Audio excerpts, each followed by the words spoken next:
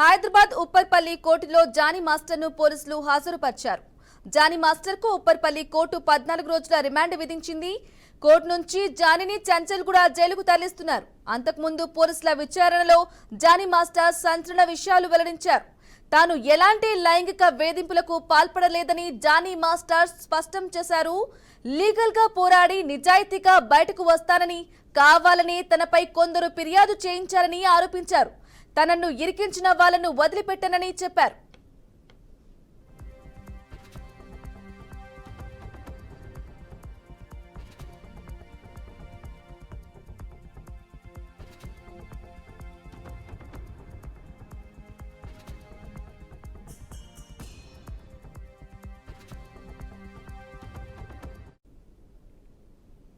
ఇక ఇదే అంశంపై మరింత సమాచారం అందించడానికి మా మేనేజింగ్ ఎడిటర్ చిదంబరెడ్డి అందిస్తారు. చిదంబరెడ్డి, చెప్పండి, జానీ మాస్టర్ మీద ఎటువంటి లైంగిక ఆరోపణలు వస్తున్నాయో దానికి సంబంధించి 14 రోజుల రిమాండ్ విధించింది కోర్టు. అలాగే వారు ఒక సంచలన మాట కూడా చెప్పున్నారు.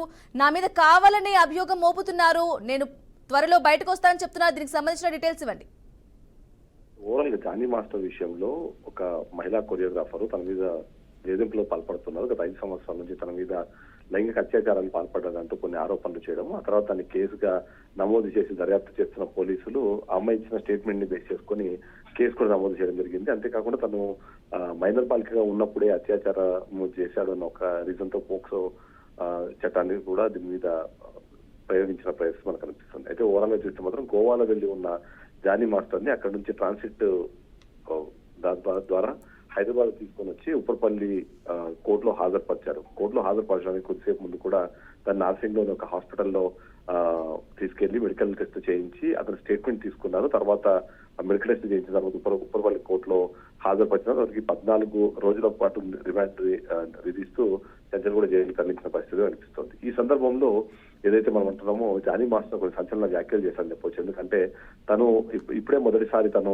మీడియా ముందుకు రావడం కానివ్వండి, లేకపోతే తను ఇంతకాలం అప్స్కాండ్ అయి ఉన్నారు. తను ఒకసారి వచ్చిన తర్వాత తను ఫస్ట్ మొదటగా మాట్లాడిన మాటలు తన మీద అంత కుట్రపూరితంగా ఈ మొత్తం అభియోగాలన్నీ మోపడ్డాయనే విధంగా తను మాట్లాడడం జరిగింది. అందులో ముఖ్యంగా చూస్తే మాత్రం కావాలనే కొంతమంది వెనకుండి ఆ అమ్మాయితో నా మీద ఇలాంటి ఆరోపణలు చేయించి అలాగే నా మీద కంప్లైంట్ పెట్టించారు. ఒక్కసారి నేను ఇప్పుడు సరే ఉన్నాను కానీ బట్ బయటకు వచ్చిన తర్వాత ఖచ్చితంగా నేను ఎవరైతే నా మీద ఈ కుట్రకు ఉన్నారో వాళ్ళు వదిలిపెట్టేది లేదు అంటూ మాట్లాడటమే కాకుండా ఖచ్చితంగా నేను లీగల్ గా పోరాడతాను, నిజాయితీగా బయటకు వస్తాను, ఇప్పుడు నేను ఎవరి మీద అలాంటి దాడులు చేయలేదు, లైక్ ఎవరి మీద నేను అత్యాచారాలు పాల్పడలేదు, కావాలనే కొంతమంది అమ్మాయితో నా మీద ఫిర్యాదు చేయించిన పరిస్థితి ఉంది అనే విధంగా కూడా తను చెప్పుకునే ప్రయత్నం చేశారు.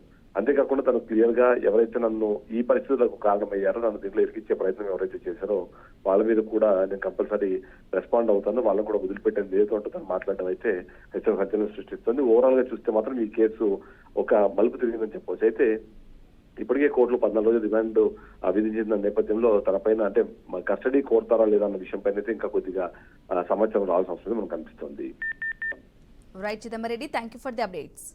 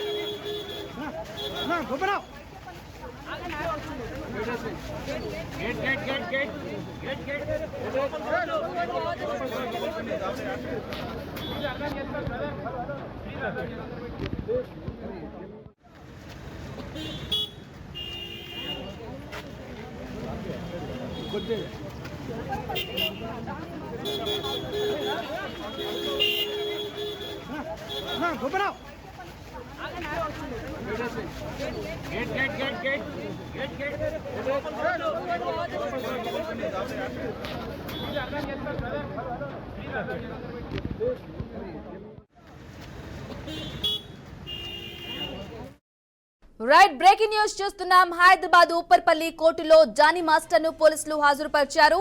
జానీ మాస్టర్ కు ఉప్పర్పల్లి కోర్టు 14 రోజుల రిమాండ్ విధించింది. కోర్టు నుంచి జానీని చంచల్గూడ జైలుకు తరలిస్తున్నారు. అంతకుముందు పోలీసుల విచారణలో జానీ మాస్టర్ సంచలన విషయాలు వెల్లడించారు. తాను ఎలాంటి లైంగిక వేధింపులకు పాల్పడలేదని జానీ మాస్టర్ తెలిపారు.